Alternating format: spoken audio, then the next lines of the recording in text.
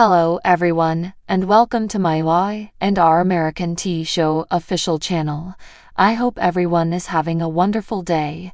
Before we begin, please hit the subscribe button and give this video a thumbs up. All products and services listed are freely picked by editors. However, soaps.com may receive a commission on orders placed through its retail links, and the merchant may obtain certain auditable data for accounting purposes. At Chancellor Park, Claire and Victoria discuss about what's ahead during their days.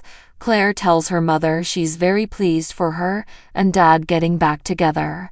Victoria admits things are moving, and that's enough for now. Claire tells her they deserve this second opportunity. She's glad to be a part of it. Victoria fears it may not progress as swiftly as she'd like it to. Cole is devoted and caring, but she can't help but be wary. Claire teases, "From what I saw last night, neither one of you was being cautious." Victoria won't go into depth about how their relationship has grown. She smiles that yesterday was impromptu and entirely unexpected. It was lovely. Claire finds this fantastic and romantic. She's thrilled they have something that's just for them and can be anything they want it to be. Victoria says she cares about Cole. When he was gone, she missed him. She does want things to work out. Claire argues there's no reason they shouldn't. Victoria admits that her hesitation is just from being disappointed in the past. Claire's convinced her dad would never do that purposefully. Victoria thinks other things could come in the way. He may miss being abroad. Claire is doubtful. This sounds like an excuse to protect herself. My advice is to let the past go and follow your heart. It's what you would tell me to do, right? Cole shows up at Victor's office. He tells the younger man they've nothing to talk about. Cole can't abide by his wishes. Victor recounts that he told him to stay away from his daughter, and he hasn't altered his mind about that. Cole warns him he can't control his life any more than he can control Victoria's. He cares profoundly for his daughter, and they have a second opportunity.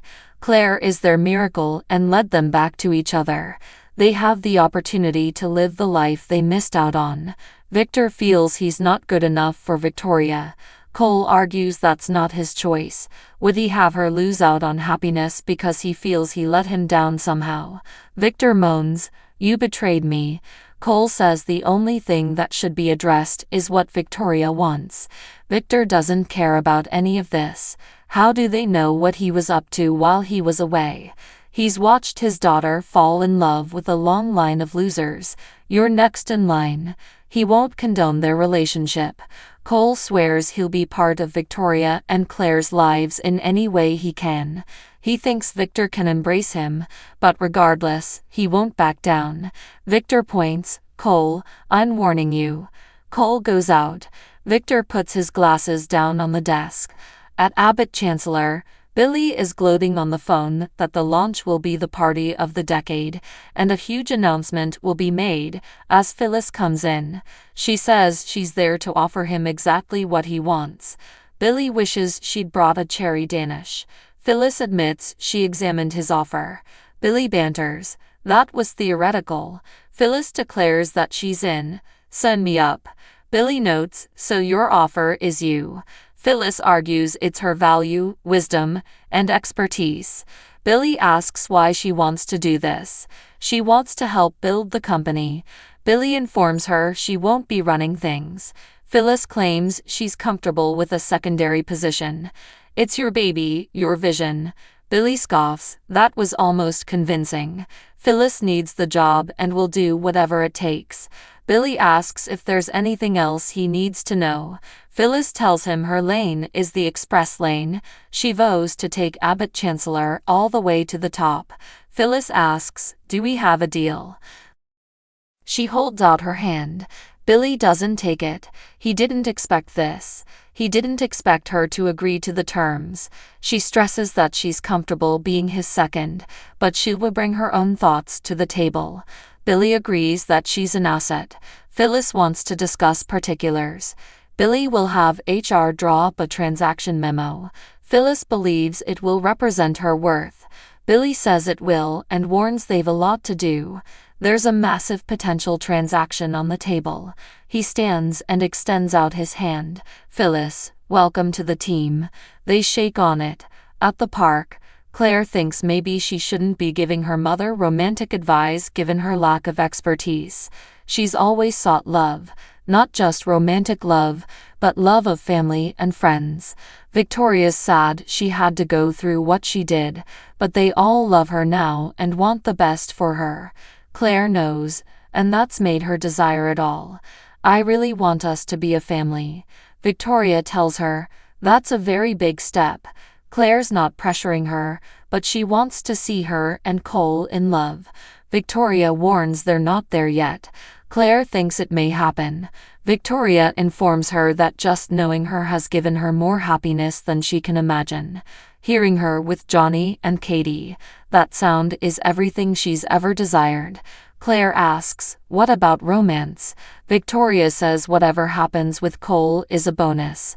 She changes the subject to Claire and Kyle. Claire says things between her and Kyle have gone slowly, but yesterday they kissed. It was also unexpected and impromptu. She's played it over and over in her thoughts.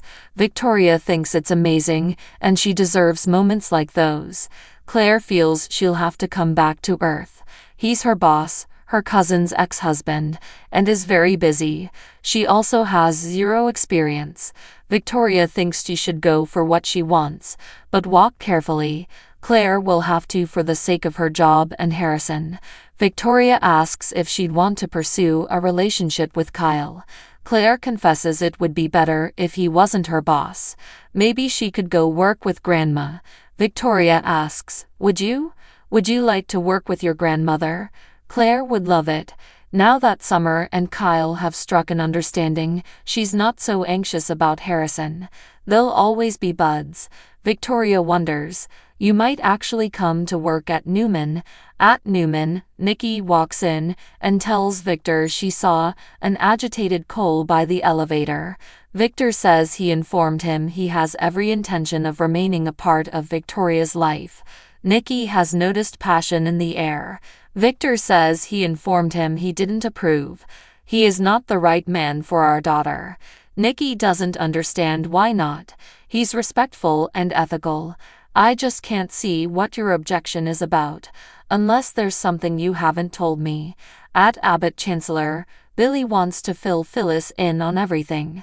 They go over Victor coming for the corporation to defend Catherine's legacy. Billy says he's defending it and Victor is simply attacking him because she doesn't like him. The main contract he's seeking is Odyssey 7. Jill has been chasing it for a long but couldn't lock it down. Phyllis says the Odyssey 7 guy is creepy. So odd. Billy is close to closing it up. Phyllis questions if this is truly necessary, or is he just trying to prove something to his mom. Billy's upset that she's questioning his motives after being part of the organization for 2 minutes. Phyllis insists she's not a suck-up. I call it like I see it. Billy argues that a little tact would be good. He insists it's a sound business decision. Phyllis only knows that he makes reckless decisions when he's in a corner. Does this have anything to do with Lily? That's she's gone. Billy insists it has nothing to do with Lily being gone and having something to prove to Jill. Billy says Jill doesn't know he dismissed Lily. Phyllis gawps, oh my god. She's going to find out and then she's going to wonder why you kept that information. Billy insists this has nothing to do with his mom or Lily's betrayal. Phyllis frowns. How did Lily betray you? At Abbott Chancellor, Billy wants to fill Phyllis in on everything. They go over Victor coming for the corporation to defend Catherine's legacy. Billy says he's defending it and Victor is simply attacking him because she doesn't like him. The main contract he's seeking is Odyssey 7. Jill has been chasing it for a long, but couldn't lock it down. Phyllis says the Odyssey 7 guy is creepy. So odd. Billy is close to closing it up. Phyllis questions if this is truly necessary, or is he just trying to prove something to his mom? Billy's upset that she's questioning his motives after being part of the organization for 2 minutes. Phyllis insists she's not a suck-up. I call it like I see it. Billy argues that a little tact would be good. He insists it's a sound business decision. Phyllis only knows that he makes reckless decision when he's in a corner. Does this have anything to do with Lily? That she's gone? Billy insists it has nothing to do with Lily being gone and having something to prove to Jill. Billy says Jill doesn't know he dismissed Lily. Phyllis gawps. Oh my God, she's going to find out, and then she's going to wonder why you kept that information. Billy insists this has nothing to do with his mom or Lily's betrayal. Phyllis frowns. How did Lily betray you? At Abbott Chancellor, Billy wants to fill Phyllis in on everything. They go over Victor coming for the corporation to defend Catherine's legacy. Billy says he's defending it and Victor is simply attacking him because she doesn't like him. The main contract he's seeking is Odyssey 7. Jill has been chasing it for a long but couldn't lock it down. Phyllis says the Odyssey 7 guy is creepy. So odd. Billy is close to closing it up. Phyllis questions if this is truly necessary, or is he just trying to prove something to his mom. Billy's upset that she's questioning his motives after being part of the organization for 2 minutes. Phyllis insists she's not a suck-up. I call it like I see it. Billy argues that a little tact would be good. He insists it's a sound business decision. Phyllis only knows that he makes reckless decision when he's in a corner. Does this have anything to do with Lily? That she's gone. Billy insists it has nothing to do with Lily being gone and having something to prove to Jill. Billy says Jill doesn't know he dismissed Lily. Phyllis gawps. Oh my God, she's going to find out and then she's going to wonder why you kept that information. Billy insists this has nothing to do with his mom or Lily's betrayal. Phyllis frowns. How did Lily betray you? In the park, Claire tells Victoria it's nice to have options. Victoria smiles. The options are infinite. Claire grins. She gets to choose where she wants to go next and who she spends her time with. Cole appears and kisses Claire on the head. Victoria thinks he appears invigorated and asks where he's coming from. Cole skirts the question. Victoria has to leave to the workplace and Claire takes her cup to the garbage. Cole asks Victoria if she slept okay. She did. I thought about you when I woke up. Cole thinks of her all the time and recommends they meet together later. Victoria would like that a lot. He kisses her cheek, and she goes off to work. Claire observes them and smiles. Once alone, Claire tells Cole it's lovely how devoted he is to her mom. They appear different together now. He turns the discussion to her and Kyle. I have to have a dad talk with him. Claire says, please never do that. She assures him they're still just good friends, but admits there may be other feelings there. She talked to Victoria about it. Right now, she wants to learn more about him and her mom. At Newman, Victor grumbles about Victoria's choices in men. Nikki urges that let her have her happiness. Victor doesn't like it, but he'll think about it. Nikki asks how things went with Lily. Victor says she let him know that Billy intended to acquire Odyssey 7. The transaction is on the table. Nikki doesn't like the sound of that. If he's successful, it will be nearly impossible for them to take him down. That's why Victor aims to blast his plan to smithereens. Billy Boy won't know what hit him. Victoria steps in and looks aghast. Victoria wants to know what he's doing against Billy. Victor thinks it's best she doesn't know. Victoria's come up with another means for them to seize Chancellor that would safeguard Billy's reputation. She'd like both of them to consider it. At Abbott Chancellor, Billy informs Phyllis about Lily's intention to kick him to the curb. She was playing him the whole time. Phyllis marvels at the depth of dishonesty. It's just devious. All these years, she hasn't seen this in Lily at all. Billy's simply delighted he found it out. Phyllis thinks it rattled him, and that this is personal more than professional. Billy asks what it matters. Odyssey 7 is a very good bargain for the corporation. Phyllis asks, "What do you need from me?" Billy asks her to set a meeting with the CEO so they can get the deal done. Phyllis nods. "You've got it, boss." At Newman, Victoria tells Victor and Nikki that Billy doesn't care about the chancellor aspect of the firm. He's not concerned about Catherine's legacy and is just seeking to ensure Jill's and his own. Nikki agrees with that. Victoria believes Billy lets his ego dictate all his moves, so if they go after him, he won't go down without a fight. Instead, they should provide him another option. "We offer to buy him out." Nikki gawps. "Of Chancellor?" Victoria says yes. "It will everything be above board. He can use the money to form Abbott Enterprises, and they all win." In the park, Claire asks Cole what he's hoping for with her mom. She confides that she admitted she's terrified of getting her heart shattered again. Cole would never do that. Claire only wanted him to know so he may proceed accordingly. Cole claims they're building trust. "I am moving at her pace."